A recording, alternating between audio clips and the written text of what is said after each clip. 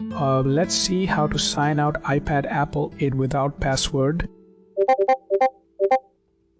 In the first step, open Settings. Later, press your Apple ID displayed at the top. Next, choose Find My. In the next step, click on Find My Pad, then switch off Find My iPad. Later, if asked, provide your Apple ID password. In the next step, navigate back to Apple ID settings. Next, swipe down and hit Sign Out. Then accept the confirmation. In the next step, pick which data to retain on the device. Next, press Sign Out once more. Now, let the process finish. In the next step, head back to Settings, then check if Apple ID is logged out.